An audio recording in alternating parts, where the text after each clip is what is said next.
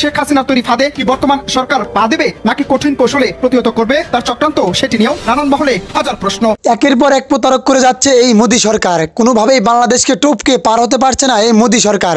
যাই হোক না কেন, পুরো ভিডিওটা দেখলে হয়তো বুঝতে পারবেন যে আসলেই আমাদের লালমনিরহাট কিভাবে বিমানবন্দর তৈরি হচ্ছে এবং বিমানের ঘাঁটি হচ্ছে। যুদ্ধ বিমান থেকে শুরু করে নানান ধরনের উপকার পেয়ে থাকবো আমরা এই লালমনিরহাট থেকে। লালমনিরহাট বিমানবন্দর হলে কোনোভাবেই আমরা পিছিয়ে থাকবো না, সব দিক দিয়ে এগিয়ে যাব। ভারত আমাদের ভয় দেখায় সে নাকি পেঁয়াজ তেল অনেকভাবেই আমাদের সাহায্য এবং সহযোগিতা করবে না, কিন্তু সেটা আমরা চাই না, মোদী হয়তো সেটা জানে না। শুরুতেই করিডোর দিয়ে ভারতের মূল ভূখণ্ডের সাথে পূর্বাঞ্চলীয় সাতক্ষীরার যোগাযোগ রক্ষা করে লালমনিরহাট বিমানবন্দর থেকে মাত্র 2 মিনিটে ভারতের শিলিগুড়ি করিডোরে হামলা করা সম্ভব। বাংলাদেশের চিকেন নেক এর কাছাকাছি বিমান ঘাঁটি নির্মাণ করায় আপত্তি জানিয়েছে ভারত।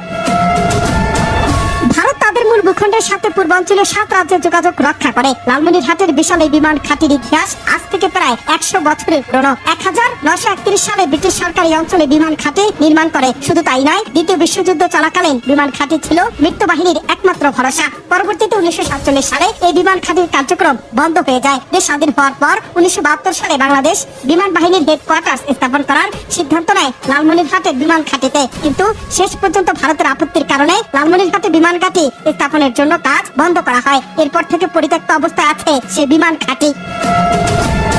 তবে গুরুত্বপূর্ণ বিমান ঘাঁটি লালমনিরহাট বিমান ঘাঁটির আয়তন প্রায় 2000 একর পর্যন্ত। এই বিমানবন্দরের 4000 কিলোমিটারের মধ্যে রয়েছে এমন অসংখ্য যুদ্ধ বিমান অবরোধ করা সম্ভব হবে, যেটি ভারতের দুশ্চিন্তার অন্যতম কারণ বর্তমানে। কারণ লালমনিরহাটের বিমান ঘাঁটি এতটাই বিশাল যে সেখানে কমপক্ষে 50 থেকে 70টি যুদ্ধ বিমান একসঙ্গে উড্ডয়ন করতে পারবে। দীর্ঘদিনের হাসিনার সাথে তাল মিলিয়ে বাংলাদেশের উপর যে কর্তৃত্ববাদী ক্ষমতা প্রয়োগ করছিল ভারত, তা অচিরে শেষ হয়ে যাওয়ার খবরে নড়বড়ে অবস্থা পেয়েছে বর্তমান ভারত সরকারের। শাসনবাদী অবসান হওয়ার পাশাপাশি হুমকির মুখে পড়ার আশঙ্কা থেকেই নানান তালবাহানা করছে ভারত সরকার।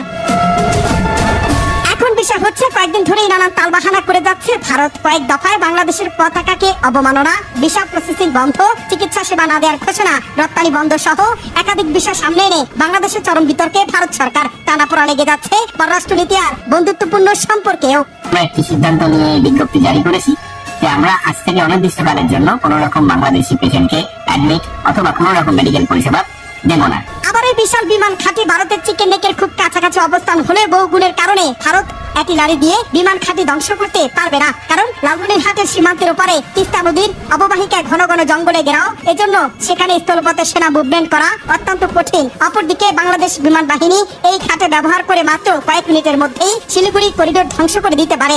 আর শিলিগুড়ি করিডোর ধ্বংস করে দিতে পারলে ভারতের মূল ভূখণ্ডের পূর্বাঞ্চলীয় 7 রাজ্যের যোগাযোগ সম্পূর্ণ বিচ্ছিন্ন হয়ে যাবে।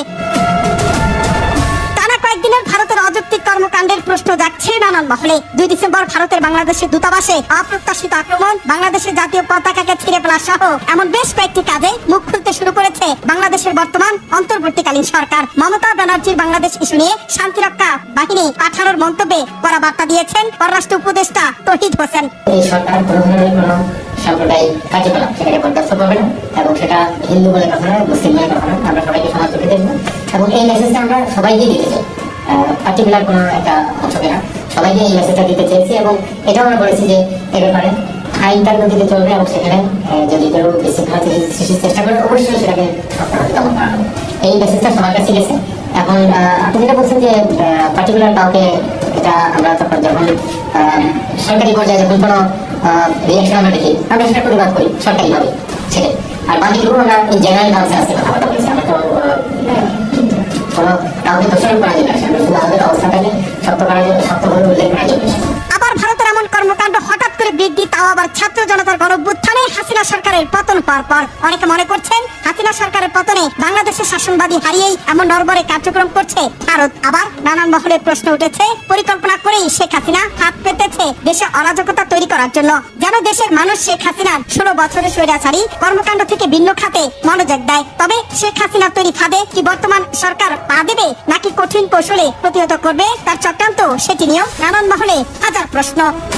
অনন্ত হাসান মাসুদ, বাংলা টিভি, ঢাকা। আজকের ভিডিওটা ছিল এতটুকু। যদি ভিডিওটা ভালো লেগে থাকে অবশ্যই কিন্তু আমার ফেসবুক পেজটা ফলো করবেন এবং ইউটিউব চ্যানেলটা সাবস্ক্রাইব করে যাবেন। বেশি বেশি করে শেয়ার করবেন এবং কমেন্ট করবেন। তো ভালো থাকবেন, ধন্যবাদ।